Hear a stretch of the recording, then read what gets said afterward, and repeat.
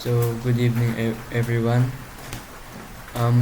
Papakita ko po sa inyo kung paano po mag-download ng Tony step by step po.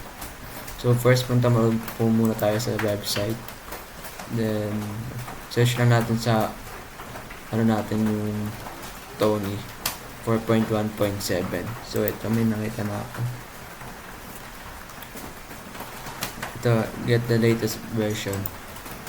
Pinutin lang po natin yan. Then, hintayin lang natin mag-download.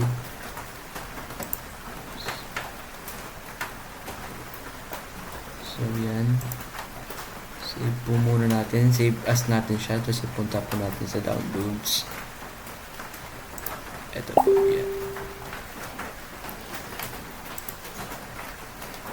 So, na-download na po natin siya. Sabay, open file po natin. Install for me only. So, yan. Next lang po natin. Next po. Next lang po yan. Sabay install po. Hintayin lang po natin siya matapos.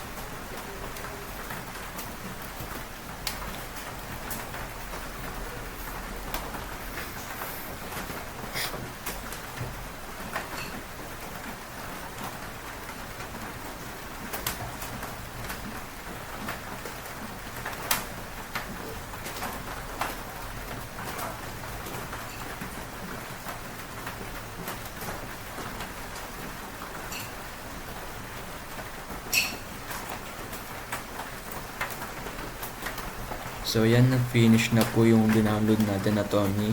So, ito po, click lang po natin tong finish.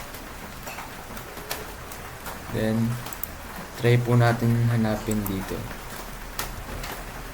So, ito na po yung na-download po natin Tony. So, yan, open lang po natin. Yan, English, huwag na po natin galawin yan. Next na po. So, ito na po siya. So, ito try po natin mag-print.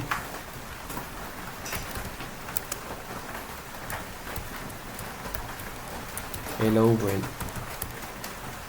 Try po natin kung gagana po siya. Ay, kailangan po pala gumawa muna tayo ng file. Save as muna natin. Desktop.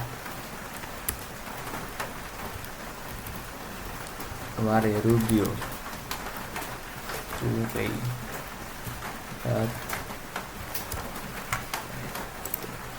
so yan, try na po natin i-run ngayon.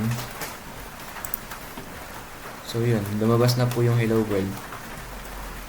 Tatry ko din po i-print yung name ko po,